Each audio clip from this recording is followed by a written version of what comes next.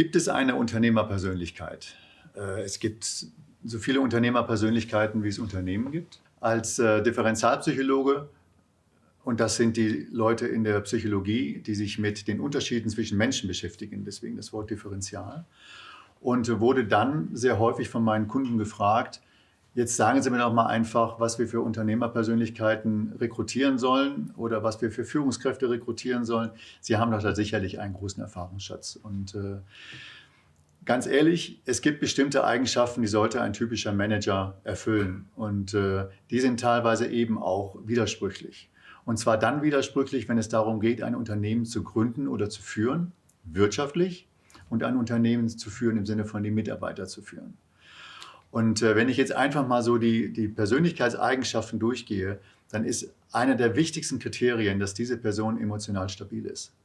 Das heißt, sich nicht leicht umwerfen lässt, nicht leicht cholerisch wird und wirklich so eine solide Kindheit hinter sich hat und stabile Verhältnisse zu Hause hatte, dass sie eben auch emotional stabil in schwierigen Zeiten sein kann und dieser berühmte Fels in der Brandung sein kann. Diese Person sollte zweitens eine gewisse Fähigkeit haben, auf andere Menschen zuzugehen. Also extravertiert sein, ehrgeizig sein, nicht depressiv sein, nicht schnell sich frustrieren lassen zu können und so weiter. Teilweise eben auch so ehrgeizig sein, dass ich sehr herausfordernde Ziele vorgeben kann am Markt. Was übrigens dann wieder schwierig sein kann, wenn ich Mitarbeitende überfordere damit. Das ist die Schattenseite davon. Die Person sollte also abhängig vom Produkt, der Dienstleistung und der Branche auch ein gewisses Einfühlungsvermögen haben für andere. Also sprich auch die Fähigkeit haben, von anderen gemocht zu werden. Da gibt es im Englischen einen sehr schönen Begriff, das ist die Likability, also Fähigkeit, gemocht zu werden. Halte ich für extrem wichtig, weil ich ja auch nur andere führen kann, wenn diese mich respektieren, akzeptieren und meinen, das ist die oder derjenige, der mich in eine bessere Zukunft führt. Dann sollte eine Unternehmerpersönlichkeit sicherlich an neuen Sachen interessiert sein, eine gewisse Innovationsfreude haben und auch die Bereitschaft haben, mit Alten zu brechen und sich auf dem Laufenden zu halten.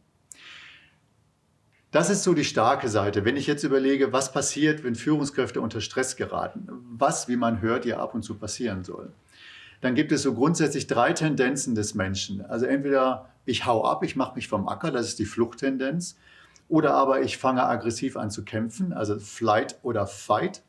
Oder aber ich stelle mich einfach tot. Ja? Das ist in der T-Welt auch bekannt, dass wenn ich mich totstelle, dann passiert mir einfach nichts mehr.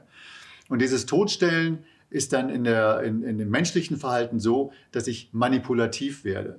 Das heißt, ich versuche anderen nach dem Mund zu reden, ich versuche nicht besonders hervorzustechen mit meiner eigenen Meinung.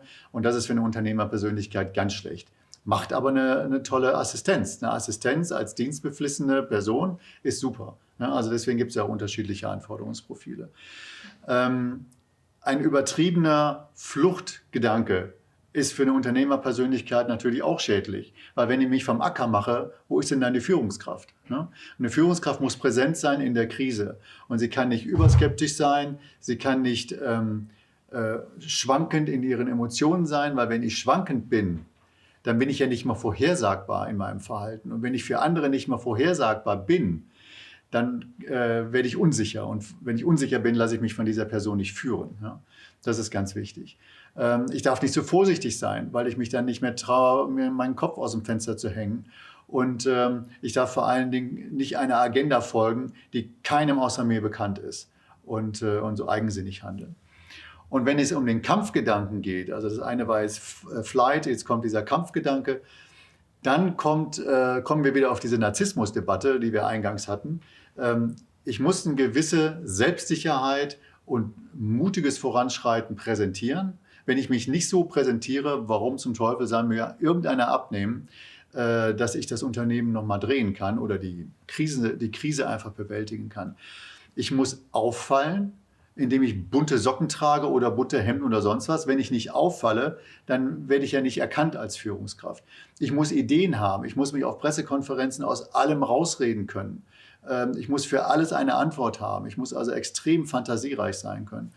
Und das sind wichtige Eigenschaften als Führungskraft in der Krise.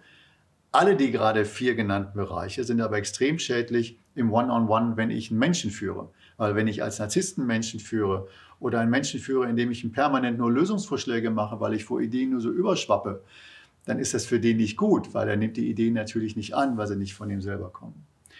Und ganz zum Schluss muss ich natürlich ein sehr starkes Wertegerüst haben. Das heißt, ich muss eine Risikobereitschaft haben, ich muss ein starkes finanzielles Interesse haben, ich muss abhängig sein von Lob von anderen und Anerkennung und ich muss mir was aus meinem Status in der Gesellschaft machen. Es muss für mich toll sein, dass ich Geschäftsführer bin, Aufsichtsratmitglied bin, Vorstand bin oder sonst eine wichtige Position bekleide. Wenn das für mich keine hohe Valenz hat, keinen hohen Wert hat, dann ist das nicht anstrebenswert.